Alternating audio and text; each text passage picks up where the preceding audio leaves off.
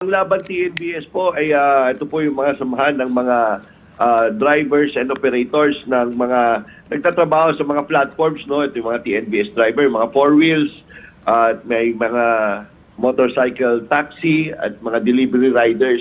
Kami po yung tinatawag na TNBS, Transport Network Vehicle Services. Yung mga dumadaan sa platform, yan po. Okay. At ano yung panawagan ninyo? Ngayon po, ang panawagan po namin kasi medyo naaabuso po yung mga commissions na kinakaltas sa mga kasamahan naming driver. Kawawa naman po dahil umangat na po sa 21% ang kinukuha ng ibang kumpanya na transport network company. Kaya po, nananawagan po kami sa LTFRB, sa ating gobyerno, na sana po panahon na para i-regulate ang komisyon na kinukuha ng mga transport network companies. Oh, Sir Jun, I'm just curious, no? Nung nag-umpisa po kayo, ano ba yung dating komisyon po na kinukuha po nitong mga TNCs po? Was it always at 21% o bigla na lang po every year may graduated po increase? Baka pwede nyo may bigyan ng history. Alam niyo po, dati po ay nasa 20% na po yan. Okay. So, simula pa lang 20% na po talaga. Tapos naging Opo, at 21. nagbibigay ang mga transport network companies na mga insentibo. At Like ano po yung incentives? ito po yung pag na-hit mo yung mga trips mo, ay magbibigay sila ng karagdagang kita para Wala sa na mga yun. drivers, no? Nawala na po yun, bumaba na po ng gusto. Dati po, ng overtime, magkaroon ka lang ng mga 35 trips. Pag na-hit mo 35 trips, meron ka ng additional 2,000 to 5,000 pesos na ibinibigay. At wala na po ito noon. Wala na po ito ngayon. At yung ibang transport network companies naman, nagbibigay sila ng 16, 17, 18% lamang kapag na-maintain mo yung dami ng trips mo kada buwan.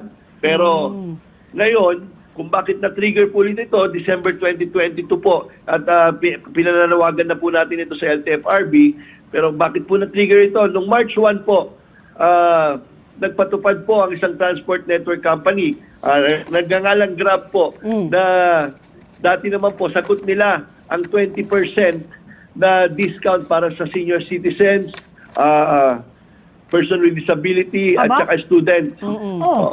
2%, 20% po yan na dati sagot po nila. Ngayon po, ipinapatong na po sa drivers. Ang driver na po ay kinakaltas. Isipin niyo po, TNC yan? 21 Grab. Grab yan? po, Grab. 21% na po ang kinakaltas nila sa mga drivers plus 20%, 41% na. So, ang laki na po ng Grabe kaltas. naman. Hindi naman po. Totoo po yun, grabe. Hindi pala ang gasolina Grab. po ngayon, napakataas. Grabe. Grabe. Usapin natin si June De Leon pa. Meron ka ba? Wala. Sige, mamaya. Si Eric Galang pala, sabi niya may napanood akong video ng isang joyride rider, nagrereklamo siya kasi pati raw sa tip. Sabi sa iyo, pati sa tip niya may kahati si joyride. Hindi ko alam kung totoo. Tanongin natin si June, ito nakakaalam. Si June De Leon, ang Pangulo po ng Laban, TNVS. Magandang umaga sa iyo, June. Good morning.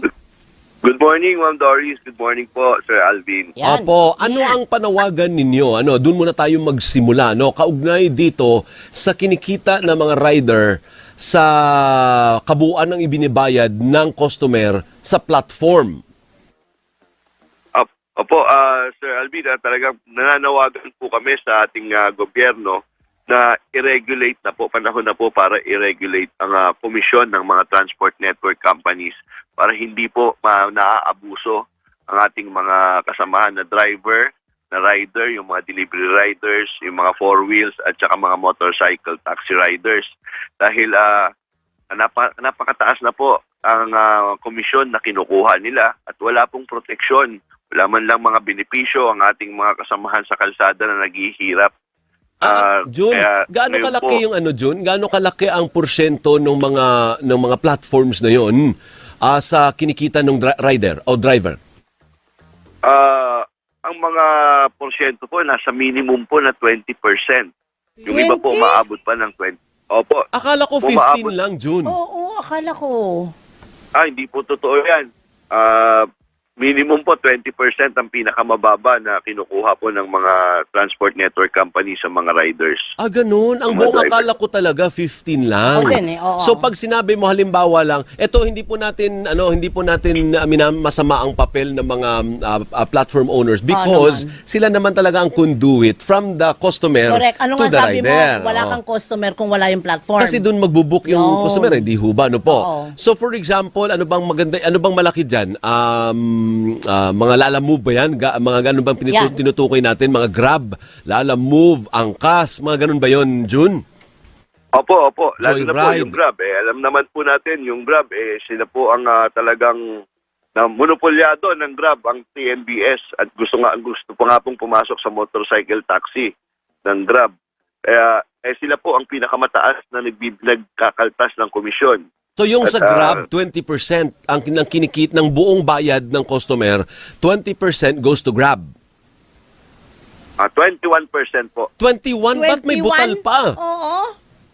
Alam nyo, nung December 2022, tinutulan nga po natin yan at tumingi tayo ng tulong sa LTFRB para i-regulate na dahil po sa bigla ang mga pagtataas nila.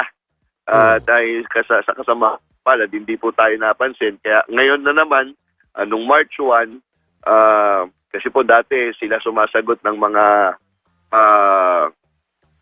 diskwento ng mga student, PWD, at saka Senior. senior citizens. 20% Mm. po yun. Tapos, nung mga nakaraang buwan, naging 50-50 na. So, 10% sa driver, 10% sa kanila. Aba, nung March 1, 20% na, dinagan na lahat sa driver. Kung ganun.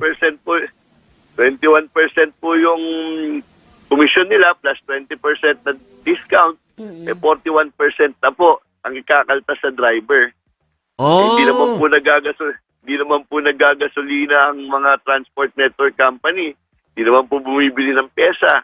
Wala na pong matitira talaga sa mga drivers na kasamahan natin. So Kawawa naman anong po. panawagan no, June? Ano ba ang makatarungang porsyento? Kinikwento ko kay Bigornia na kailangan may porsyento din yung platform kasi may investment din naman siya sa platform. At may cost Para din fair is siya. fair, may cost din siya. Ano Oo. po? Ano ang makatarungang porsyento? Tama naman po kayo. Dapat po may porsyento. Dahil syempre platform nga po nila yun. Pero sana naman, wag naman 20%. Wag naman 21%. Sa amin po, sapat na po sana yung 10 to 12%.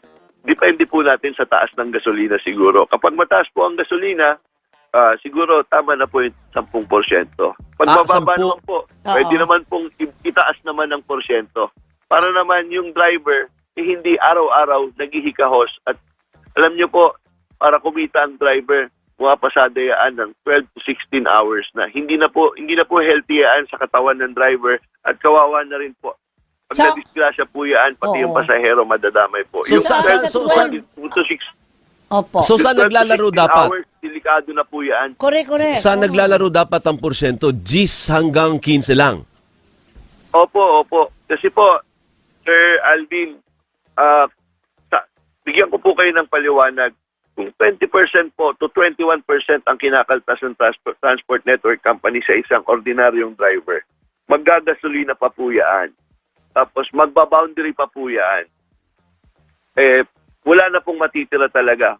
Matagal na po nating panawagan sa ating gobyerno, sa LTFRB, na i-regulate ang mga commissions ng transport network companies from 23% to 10 to 12% maximum. Nung lumapit po tayo sa InDrive, nagkaroon po kami ng pag-asa sa malaking kita po ito sa mga drivers dahil isipin mo, additional 10% ang kita nila every day, kada pasahero. Mas malaking kita, mas malaking uwi sa pamilya at makakakain at makakapag-aral ang mga bata, mga anak ng bawat driver. Ride-hailing firm InDrive, which recently relaunched its operations in the country, is aiming to expand to more Philippine provinces as it looks to double its driver base this year.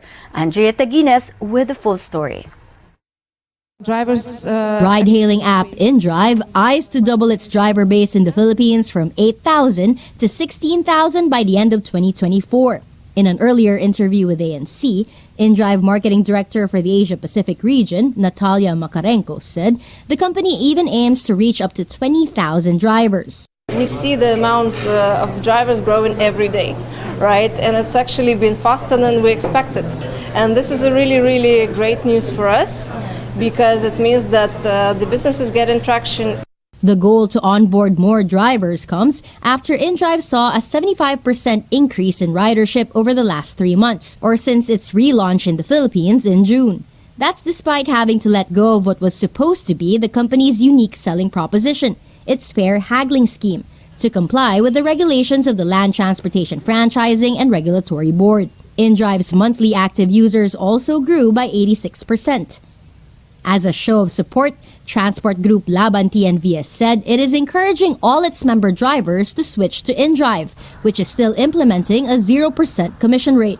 Sinasabi naman natin sa mga drivers natin kung saan tayo kikita ng maayos at kung saan tayo itunuturing na bilang partner, totoong partner at hindi pinapabayaan ng transport network company, dapat doon ang suportahan natin. We will be looking closely and monitor closely the situation of business growth and development. And of course, we have an open feedback communication with our drivers partners.